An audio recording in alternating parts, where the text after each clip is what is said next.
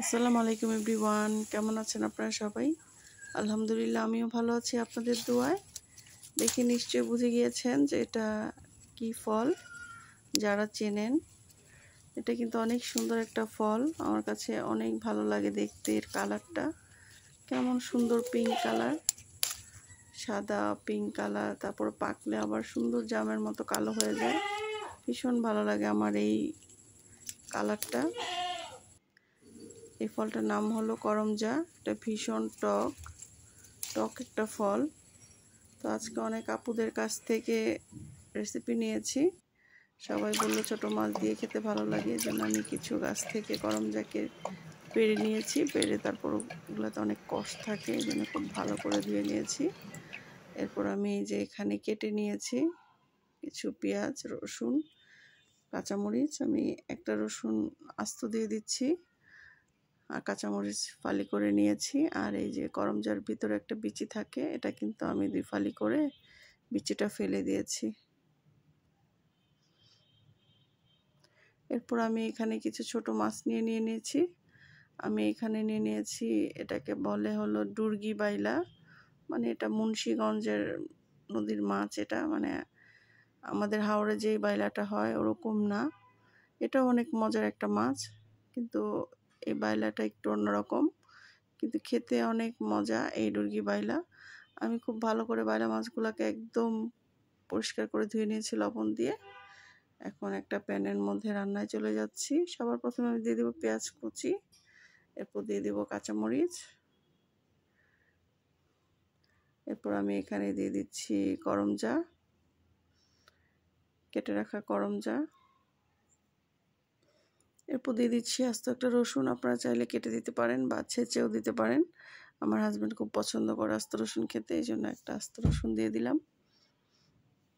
এরপর আমি যে ধুয়ে রেখেছিলাম মাছগুলা, ওই মাছগুলা দিয়ে দিয়েছি। এরপর দিয়ে দিচ্ছি 1 চামচ মরিচের গুঁড়া, 1 চামচ হলুদের গুঁড়া, এরপর দিয়ে দেবো 1 চামচ ধনিয়া গুঁড়া, এরপর দিয়ে দিচ্ছি পরিমাণ মতো রেগুলার সয়াবিন তেল। এখানে আমার লবণটা দেওয়া বাকি আছে, লবণটা আমি পরে দিয়ে দিব। এরপর আমি খুব ভালো করে মাখিয়ে নিব মাছটাকে। করমজার তরকারি যে এত মজা হয় আমার আগে জানা ছিল না, সত্যি প্রথমবার রান্না করলাম। এমনিতে আমি অনেক টক ফল দিয়ে ছোট মাছ রান্না করি, কিন্তু করমজা দিয়ে কখনো রান্না করা হয়নি। আজকে রান্না করলাম, আমার ভীষণ ভালো লেগেছে খেতে। সত্যি আমি প্রথমবার রান্না করেছি, ভেবেছিলাম হয়তো ভালো হবে না। পরে রান্না করার পরে যেই ফ্লেভারটা আসছে, মানে এটা শুনে আমি পাগল, ভেবেছি যে অনেক মজা হবে। এরপর আমি পানি দিয়ে দিয়েছি পরিমাণ মতো, 2 কাপের মতো পানি দিয়েছি। এরপর আমি স্বাদ মতো লবণটা দিয়ে দিব, দিয়ে তারপর নেড়ে চেড়ে আমি রান্না করে নিব একদম পানিটা শুকিয়ে আসার আগ পর্যন্ত।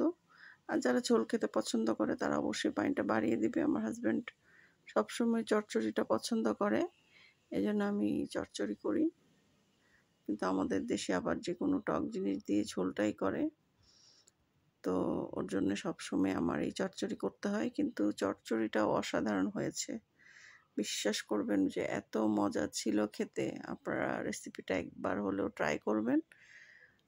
আর এই যে দিয়ে দিচ্ছি 2টা লেবু পাতা, কারণ আমার হাতের কাছে ধনেপাতা ছিল না।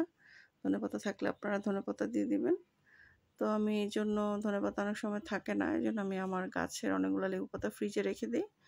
যখন ধনেপাতা না থাকে প্রয়োজনের সময় আমি 2টা লেবু পাতা ব্যবহার করি, একদম যখন চুলাটা অফ করে দিব তার আগ মুহূর্তে। বেশি আগে দিলে কিন্তু আবার তিতা লাগবে, এই জন্য একদম দিয়ে তারপর 1 মিনিট পরেই নামিয়ে ফেলতে হবে। এতে করে অনেক সুন্দর একটা ফ্লেভার আসে, মানে অনেক সুন্দর একটা ফ্লেভার আসে। আপনারা যখন রান্না করবেন তখন বুঝতে পারবেন।